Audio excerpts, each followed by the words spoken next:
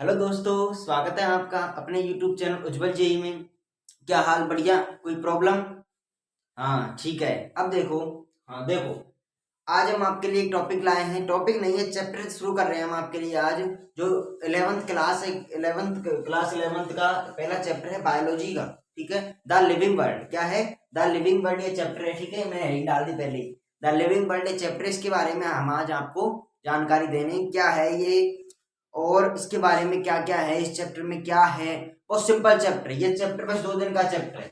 2 दिन का चैप्टर है, ज्यादा बड़ा चैप्टर है नहीं। देखो, हम शुरू करते हैं चैप्टर। थोड़ा चैप्टर शुरू करें, चैप्टर में है क्या उसके बारे में पहले जानते हैं। चैप्टर क्या है? चैप्टर है, इसके बारे में जीव है। ठीक है, बड़ा जीवन के बारे में एक तर्क दिए लोगों ने, क्या है जीव। अब देखो, हम देखते हैं कि जीवन क्या है। What is living? ठीक है, व्हाट इज लिविंग। जीव की अनेक विशेषता होती हैं। अनेक क्या होती हैं? इनकी विशेषताएं होती हैं। क्या होती हैं विशेषताएं? वो देखो, हम इनकी विशेषताओं के बारे में देखते हैं कि क्या विशेषता है जीवों की। विशेषता क्या क्या होती है, पहले उनके बारे में हम जानकारी देखेंगे। देखो, क्या है जीव, क्या है। देखो, पहली एक इनकी वो होती है कि जीव जो होते हैं बेटा, ग्रोथ। ग्रोथ ग्रोथ है पहला पॉइंट। क्या है? ग्रोथ है।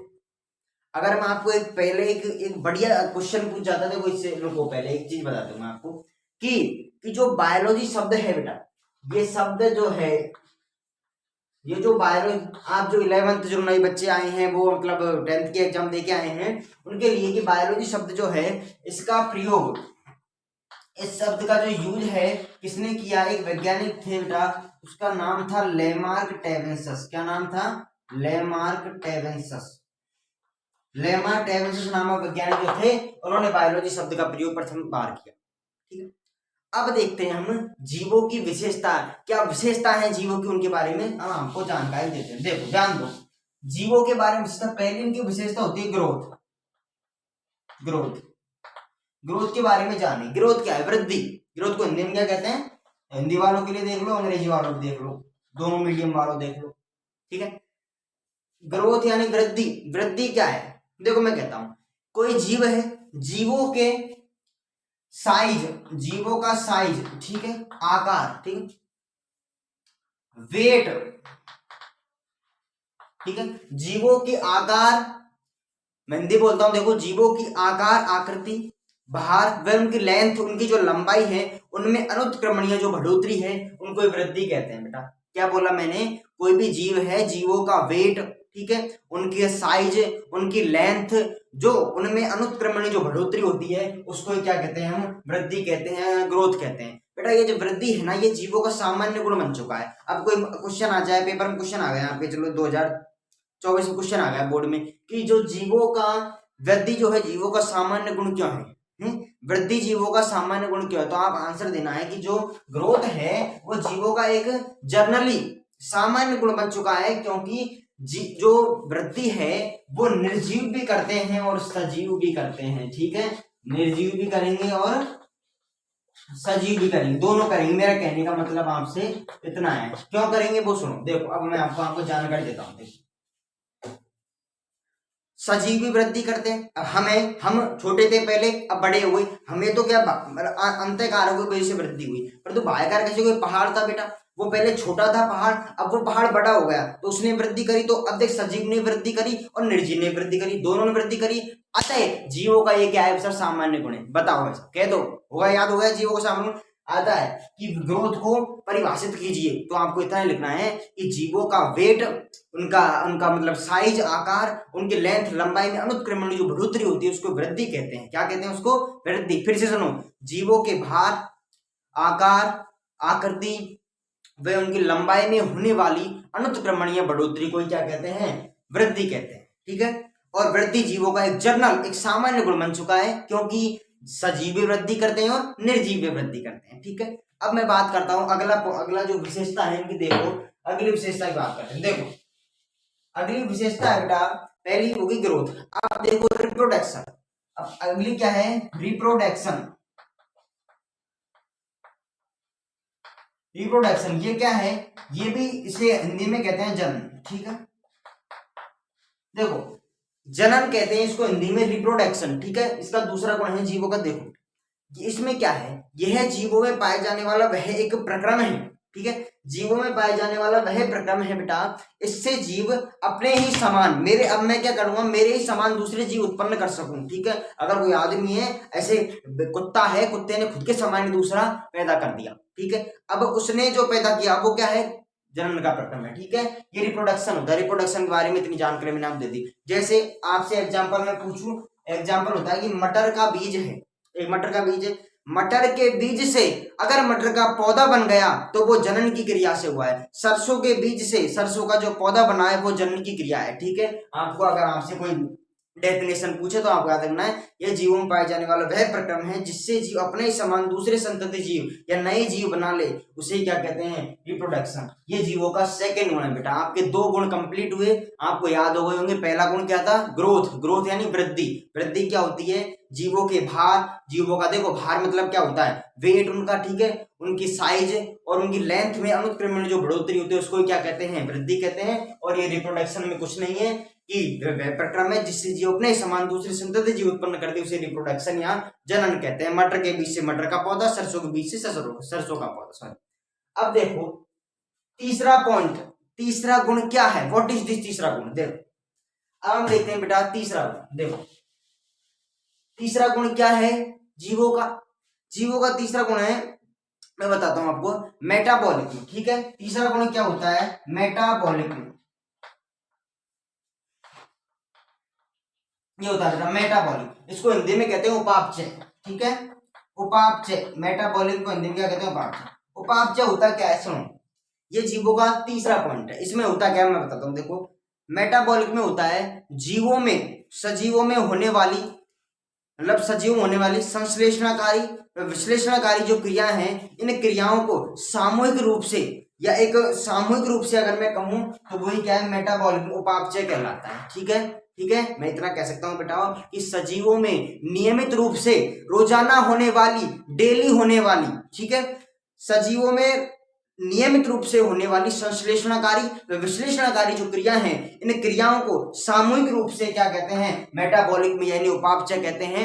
मैं इतना ही बताता हूं क्योंकि हाई लेवल है यहाँ पर हमें एनसीईआरटी से बारीक लाइन नहीं जाती, क्योंकि एनसीईआरटी में गलत लिख रहा है तो वो गलत आप एग्जाम में लिख के आओ, उसके नंबर आपको मिलते हैं। एनसीईआरटी इज वेरी बेस्ट, ठीक है। मेटाबॉलिक में उपापचय क्या है बता दिए कि सजीवों में होने वाली, नियमित रूप से होने वाली संश्लेषणाकारी विश्लेषणाकारी क्रियाओं को बेटा सामूहिक रूप से उपापचय कहते हैं। कंप्लीट है उपापचय पॉइंट आपके। अगला पॉइंट देखो, अगला देखो, अगला है बेटा रेस्पिरेशन, ठीक है। देखो अगला है रेस्पिरेशन, श्वसन कहते हैं इसको हिंदी में, ठीक है, रेस्पिरेशन, ठीक है, रेस्पिरेशन इसको हिंदी में क्या कहते हैं, श्वसन। श्वसन क्या है आप ध्यान देना बिल्कुल वैसा। यहाँ पे कौन सा हो गया बेटा, चौथा पॉइंट श्वसन। बेटा ध्यान दो, रेस्पिरेशन RESPIRATION और श्वसन कहते हैं इसको, ठीक है। इसमें होता क्या है आपको याद रखना है। अनेक आदमी कहते हैं, एक दिन मैंने पूछी एक बच्चे से कि बेटा ये बता श्वसन किसे कहते हैं, उसने क्या कहा कि सांस लेने की क्रिया श्वसन करती। काय बात है, गलत बात है ये कि सांस लेने की क्रिया श्वसन नहीं होती। मैं बताता हूँ डेफिनेशन, आप इनको लिखो वैसे, क्योंकि आप गलत करके आते हो ये। देखो रेस्पिरेशन क्या है, कार्बनिक पदार्थों के, कार्बनिक पदार्थ है तो कार्बनिक पदार्थों के ऑक्सीकरण की क्रिया, ठीक है। मैं लिख देता हूं हिंदी मीडियम वालों के लिए। देखो कार्बनिक पदार्थों के, कार्बनिक पदार्थों के ऑक्सीकरण की क्रिया, कार्बनिक पदार्थों के ऑक्सीकरण की क्रिया श्वसन कहलाती है, ठीक है। समझ में आया, श्वसन क्या है, कार्बनिक पदार्थों के ऑक्सीकरण की क्रिया श्वसन कहलाती है, ठीक है। जिन कार्बनिक पदार्थों का हम उपयोग करते हैं उन्हें श्वसनाधार कहते हैं। अब सुनो ध्यान दो, देखो क्या बोला मैंने, कार्बनिक पदार्थों के ऑक्सीकरण की क्रिया श्वसन कहलाती है। जिन कार्बनिक पदार्थों का उपयोग करते हैं उन्हें श्वसनाधार कहते हैं। और एक बात सुनो, कार्बोहाइड्रेट, प्रोटीन, लिपिड, ठीक है, ये कार्बोहाइड्रेट, ठीक है, इनका ऑक्सीकरण किया जाता है। कार्बोहाइड्रेट में सुनो, देखो कार्बनिक पदार्थ कौन है, कार्बोहाइड्रेट, ठीक है, कार्बोहाइड्रेट, कार्बोहाइड्रेट पहला कौन सा है, कार्बोहाइड्रेट, ठीक है। प्रोटीन है, लिपिड है, ये होता है। क्या बताया मैंने, श्वसन क्या है? कार्बनिक पदार्थों के ऑक्सीकरण में श्वसन कहलाती है। जिन कार्बनिक पदार्थों का उपयोग करते हैं उन्हें श्वसनाधार कहते हैं। और इनमें कार्बोहाइड्रेट, प्रोटीन, जो लिपिड है, ये क्या है बेटा? कार्बनिक पदार्थ है। इनका हम क्या करते हैं? ऑक्सीकरण करते हैं। ये आपका पॉइंट हो गया कौन सा? चौथा पॉइंट।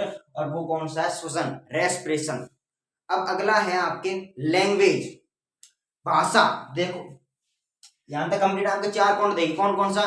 पहला ग्रोथ, पहला ग्रोथ देखा हमने, ठीक है, मतलब वृद्धि, ठीक है। अगला दूसरा देखा रिप्रोडक्शन, जनन, ठीक है। तीसरा पॉइंट कौन सा देखा मैंने आपसे? मेटाबॉलिक, उपापचय, ठीक है। और चौथा कौन सा देखा है? रेस्पिरेशन, श्वसन। अगला देखते हैं हम लैंग्वेज। देखो अगला पॉइंट कौन सा है जीवों का? बेटा लैंग्वेज, भाषा। इसको हिंदी में क्या कहते हैं? लैंग्वेज को भाषा। देखो पांचवा पॉइंट,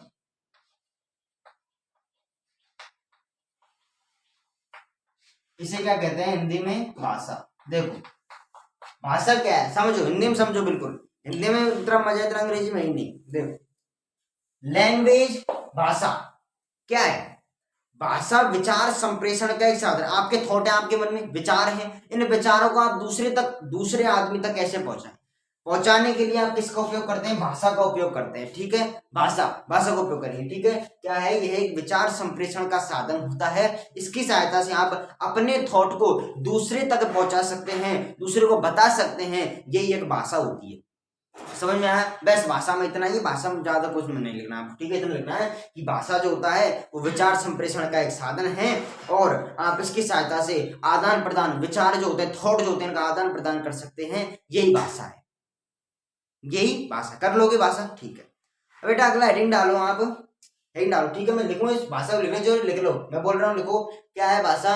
अपने थॉटों को, अपने विचारों को दूसरे तक पहुंचाना, आदान प्रदान करने की जो क्रिया है। अब भाई देखो, अब अपने विचार हैं, आप कहेंगे किसी भाषा में तो कहेंगे किसी व्यक्ति से, तो भाषा में कहीं तो वही भाषा में, यहाँ लैंग्वेज, ये तो लैंग्वेज है, ठीक है। आगे यहाँ पे क्रिया है, लिखो उसको। देखो अगली विशेषता, तो विशेषता क्या है? देखो अब आ गया नामकरण। मैं आपको एंडर बताऊं, देखो नामकरण आपके एनसीईआरटी के साथ ही चल रहे हैं, बिल्कुल एनसीईआरटी में ऐसे हेडिंग डल रही है, ठीक है।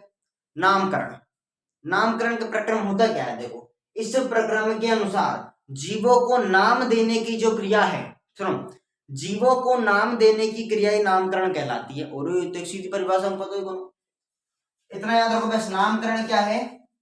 यह ऐसा प्रक्रम है, मीडियम वालों सुनो, नामकरण क्या है? यह एक ऐसा प्रक्रम है जिसकी सहायता से नाम, हम किसी व्यक्ति को, किसी जीव को नाम देते हैं, यही क्रिया नामकरण कहलाती है, ठीक है। समझ गए? हाँ।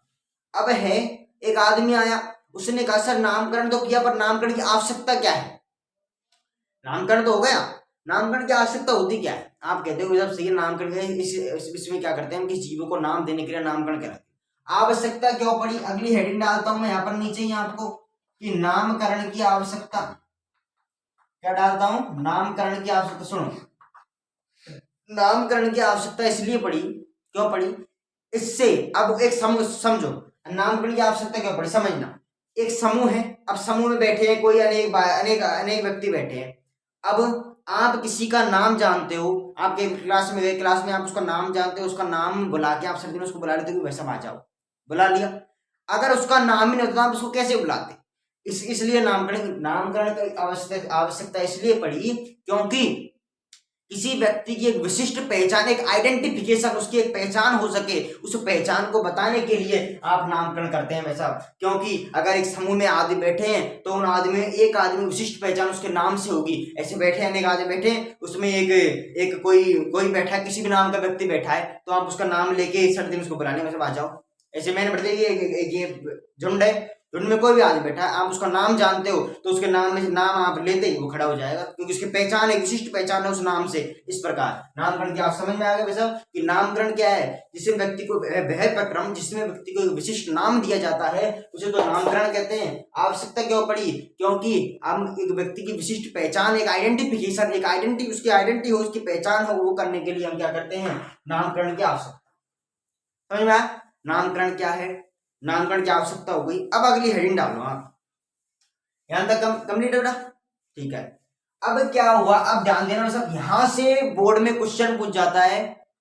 अब देखो आप नीट में कुछ 11वीं 12वीं, नीट में क्या आता है? नीट 11वीं प्लस 12वीं, ठीक है, 11th प्लस 12th बराबर नीट। ठीक है। 11th प्लस 12th बराबर नीट, नो कोचिंग, कोचिंग मत करो। अगर आप एनसीईआरटी लाइन टू लाइन 11वीं 12वीं पढ़ लोगे तो आपको कोचिंग की जरूरत नहीं है। इस प्रकार ये बताता हूँ, मैं सबको बताता हूँ। मुझसे कोई पूछता है कि हम हमारे बच्चे को कहीं भेज दे कोटा, बिल्कुल मत भेजो। अगर आप एनसीईआरटी की 11th फिजिक्स केमिस्ट्री बायोलॉजी और 12वीं की फिजिक्स केमिस्ट्री बायोलॉजी अगर आप पढ़ लेते हो तो बराबर नीट सिलेक्शन, ठीक है। हाँ, और ऐसे पढ़ो, मजा कर देगा, रटो मत। अब मैंने आपको इतने बता दिए, वृद्धि क्या है, जनन क्या है, उपापचय क्या है, और मैंने आपको इतने पॉइंट बताए, ये सब पॉइंट बताए, नामकरण या नामकरण की आवश्यकता क्या है। अब ऐसे याद हो गई आपको, ऐसे ही पढ़ो। अब देखो बेटा, इसके बाद जो जीव हैं इनका जो नामकरण है उनके लिए वैज्ञानिक आए, उनका नाम था कैरोलस लीनियस। ध्यान दो, वैज्ञानिक का नाम बताता हूं। देखो, जीवों का नाम देते हैं बेटा द्विपद नाम पद्धति, एक पद्धति का नाम लेता हूं, उसे कहते हैं द्विपद नाम पद्धति। देखो, द्विपद, रुको रुको रुको, द्विपद नाम पद्धति, ठीक है। इसे अंग्रेजी में कहते हैं बाइनोमल नोमेनिकल्चर, ठीक है। मैं अंग्रेजी लिख देता हूं, बाइनोमल नोमेनिकल्चर, ये बेटा इसको अंग्रेजी में कहते हैं, ठीक है, बाइनोमियल नोमेनिकल्चर। इधर द्विपद नाम पद्धति, इधर बाइनोमियल नोमेनिकल्चर। एक वैज्ञानिक आए थे, मैं साइंटिस्ट का नाम यहाँ पर लिख देता हूं, वो साइंटिस्ट है कैरोलस लीनियस, ठीक है।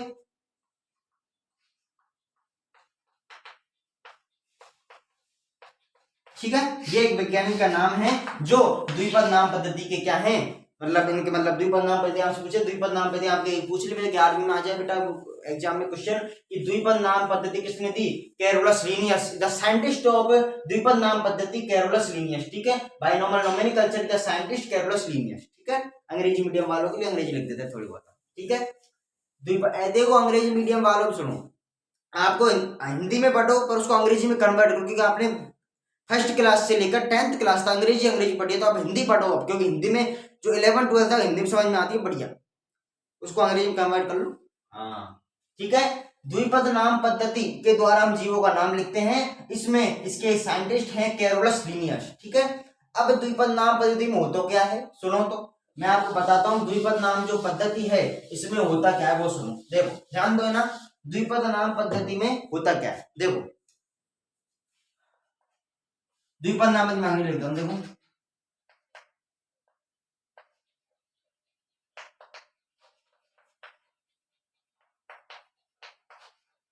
ठीक है।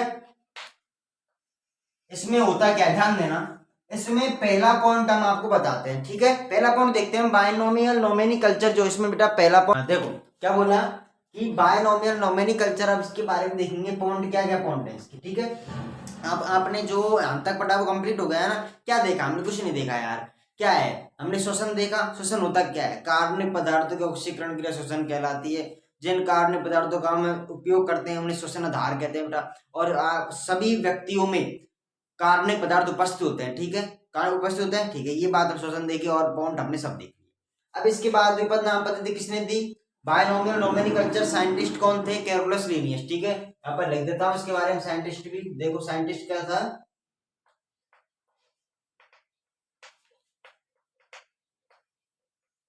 कैरोलस लीनियस, ठीक है। ये आपके क्या था, साइंटिस्ट था किसका, बाइनोमियल नोमेनिकल्चर का, ठीक है। अब देखो इसके पॉइंट, देखो हम इनके पॉइंटों को हिंदी में लिखेंगे, ठीक है, क्योंकि हिंदी में अंग्रेजी वाले कन्वर्ट कर लेना, ओके। देखो पहला पॉइंट, जो जीवों का यहाँ पर नाम है, वैज्ञानिक नाम है, पहली पॉइंट है कि इनका जो नाम है लैटिन भाषा में लिखा जाता है, ठीक है। लैंग्वेज क्या होगी इनकी, लैटिन भाषा। जीवों का वैज्ञानिक नाम जो है लैटिन भाषा में लिखा जाता है। याद कर लोगे पहला पॉइंट, ये है पहला पॉइंट कि जीवों का जो नाम है ना, हम जब नाम लिखते हैं लैटिन भाषा में लिखते हैं। दूसरा पॉइंट है कि इन्हें अंग्रेजी में लिखते समय, जब इनको अंग्रेजी में लिखते हैं तो अंग्रेजी में लिखते समय तिरछी लिपि में लिखा जाता है, ठीक है। समझ लो कि अब सीधा छोटा सा लिख रहा हूँ बस, कि अंग्रेजी में लिखते समय इन्हें तिरछी लिपि में लिखते हैं, ठीक है। अंग्रेजी में जो हम लिखते हैं इनको तो तिरछी लिपि में लिखते हैं, ठीक है। और बेटा जो जीवों का ये वैज्ञानिक नाम है ये दो पदों में लिखा जाता है, पहला वंश और दूसरा जाति, ठीक है। इनका जो पहला पद होगा, पहला जो पद होगा उसमें तो वंश लिख देंगे और दूसरा जो होगा उसमें जाति लिख देंगे। कितने पॉइंट हो गए? 3 पॉइंट हो गए। अब देखो आपका जो फोर्थ पॉइंट है, देखो फोर्थ पॉइंट देखो, यहाँ पे उनको रफ कर देता हूँ। देखो 4 पॉइंट क्या है इनका? 4 पॉइंट होता है कि जब आप नाम लिखो, जीवों का जो नाम है, लेकिन समय शब्दों को पृथक पृथक कर दिया जाता है। शब्द जो होते हैं इनको पृथक पृथक कर दो, ठीक है। 2 पदों में लिखे जाते हैं, पहला वंश दूसरा जाति, ठीक है सर।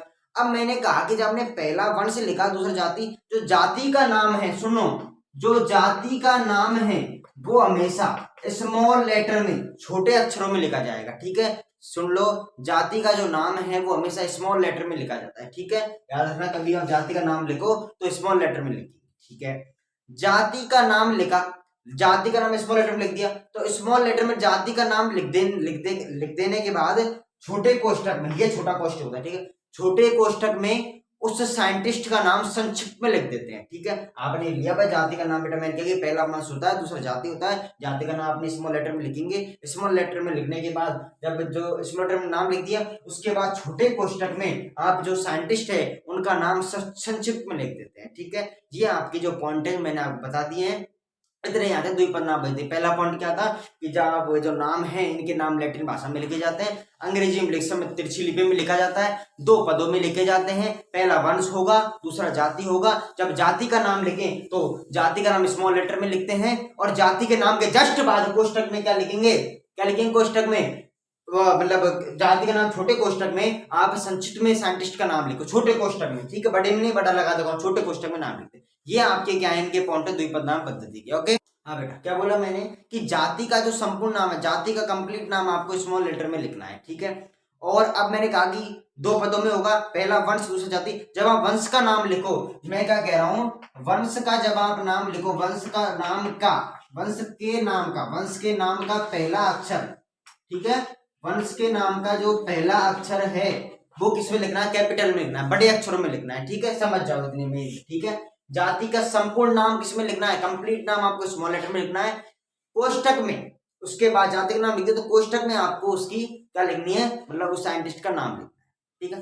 अब देखो, इसके बाद मैं आपको एग्जांपल देता हूं इन पॉइंट के बारे में। इसका एग्जांपल सुनो लास्ट में। देखो मैजीफेरा इंडिका, देखो ठीक है, मैजीफेरा इंडिका। अब देखो मैंने क्या बोला कि वंश का पहला नाम कैपिटल में और जाति का कंप्लीट नाम स्मॉल में। तो देखो ये वंश का नाम जो किसमें है, कैपिटल में है, ठीक है, और जाति का कंप्लीट नाम स्मॉल में, कोष्ठक में आप लेट, ठीक है। ये आपको क्या लिखना है वैसा, ये कंप्लीट होगा आपके क्या, मैजीफेरा जो इंडिका है, मैंने कहा कि वंश का पहला नाम कैपिटल में, इंडिका, और आपको कोष्ठक में, मैंने कहा कोष्ठक में लिख देते हैं बाद में, ठीक है। ये आपका द्विपद नाम जो पद्धति थी, बायनोमियल नोमेनक्लेचर जो है, इसके वैज्ञानिक कैरोलस लिनियस, इसने ये पॉइंट दिए, लास्ट में ये एग्जांपल मैंने आपको बताया। इसके बाद आप हेडिंग डालो क्लासिफिकेशन, वर्गीकरण, ठीक है। आगे चलते हैं, आगे देखते हैं हम क्लासिफिकेशन, ध्यान दो, आगे हेडिंग क्या होगी, क्लासिफिकेशन, ठीक है।